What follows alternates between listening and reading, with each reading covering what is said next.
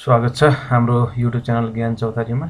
र यो भन्दा प्रिभियस भिडियोमा हामीले सी प्रोग्रामिङमा अर्थमेटिक अपरेसन अन्तर्गत एडिसन र सबट्र्याक्सन कसरी गर्ने भन्ने कुराको प्रोग्राम गरेका थियौं।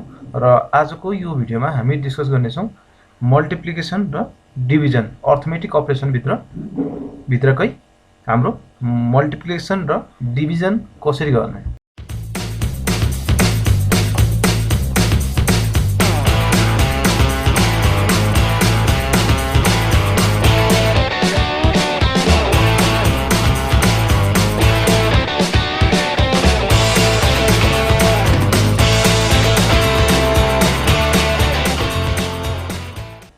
सबैभन्दा पहिला कम्पाइलर ओपन गरौँ र मैले प्रोग्राम लेखेँ टु परफर्म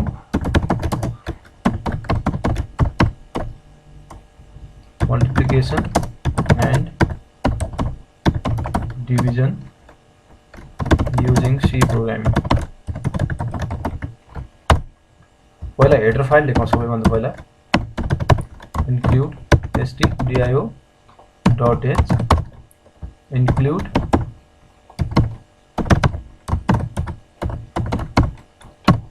.h र हाम्रो मेन मेथड void main। अब हामीले के गर्नु पर्यो, भ्यारिएबल डिक्लेरेसन गर्नु पर्यो। इन्टिजर ल्याउँ x y भनेर दुईटा लिए र हामीलाई के चाहियो, एउटा मल्टिप्लिकेसन निकाल्नु पर्ने छ भनेपछि mul भनेर चाहिँ मल भनेर चाहिँ मैले गरे अर्को भ्यारिएबल डिक्लेयर गरे। अब मल्टिप्लिकेसनको लागि चाहिँ होल नम्बर आउन सक्छ, तर डिभिजन गर्दा चाहिँ फ्लोटिङ पोइन्ट आउन सक्छ, पोइन्ट वाला आउन सक्छ। त्यसको लागि चाहिँ फ्लोट भन्ने हामीले डाटा टाइप लिन्छौँ, जसको लागि चाहिँ डिभ भन्ने चाहिँ मैले भ्यारिएबल लिए। अब मैले के गर्छु, युजरका लागि मेसेज डिस्प्ले गराउँछौँ, जुन चाहिँ के भन्छ इन्टर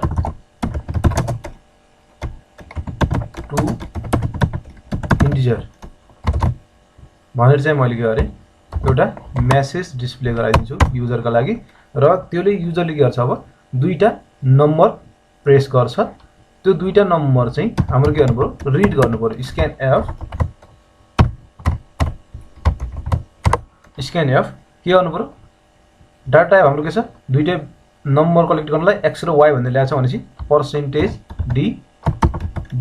पर्सेन्टेज डी किन इन्टिजर डाटा टाइप छ, जसको फर्मेट स्क्वायर के हुन्छ, हाम्रो पर्सेन्टेज डी या आई हुन्छ।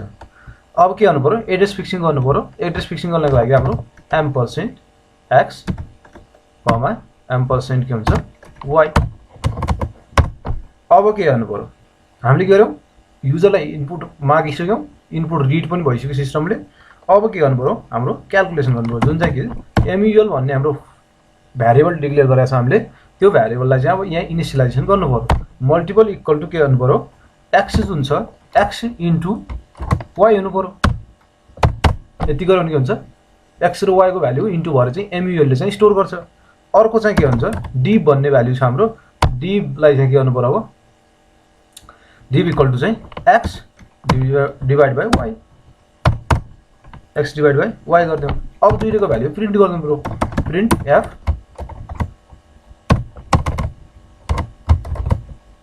के गर्नु पर्यो, पर्सेन्टेज भन्दा नि पहिला चाहिँ के गर्थ्यौँ हामी, ल मल्टिप्लिकेसन भन्ने लेख्थ्यौँ, मल्टिप्लिकेसन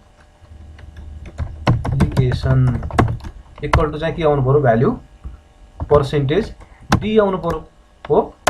र अझ मैले स्ल्यास एन गरेँ। अब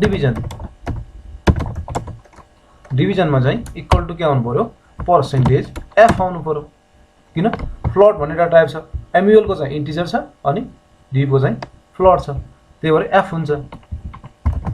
र यति गरिसकेपछि अब के गर्नु पर्यो, mul भन्ने आउनु पर्यो, कमा अर्को के आउनु पर्यो, div भन्ने डिभ भ्यालु। mul भन्ने भ्यालु चाहिँ यहाँ आउनु पर्यो अनि डिभ भन्ने भ्यालु चाहिँ पर्सेन्टेज एफको ठाउँमा आउनु पर्यो। यति गरिसकेपछि हाम्रो चाहिँ गेट ch र हामीले क्लोज गरिदिउँ।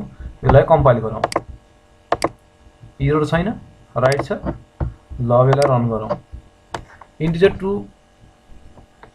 टु इन्टिजर भन्यो, ल मैले 20 गरेँ हैन। अर्को चाहिँ मैले के गरेँ 2 गरिदिएँ equal to multiplication equal to 40, 20 into 2 40 अनि 20 डिभाइड बाई 2 इक्वल टु 10 आयो। यसै चाहिँ हाम्रो मल्टिप्लिकेसन र डिभिजन चाहिँ पर्फर्म अर्थमेटिकल अपरेसनहरू पर्फर्म गर्न सकिन्छ सी प्रोग्रामिङमा। र आजको लागि यो भिडियोमा यति नै। हाम्रो युट्युब च्यानलमा नयाँ हुनुहुन्छ भने हाम्रो युट्युब च्यानललाई सब्स्क्राइब र छेउमा रहेको बेल आइकनलाई पनि प्रेस गरिदिनु होला, जुन कि हामीले अपडेट गरेको भिडियोहरू अपलोड गरेको भिडियोहरूको नै नोटिफिकेसन तपाईहरुले पाउनुहुनेछ। आजको लागि यति नै, धन्यवाद।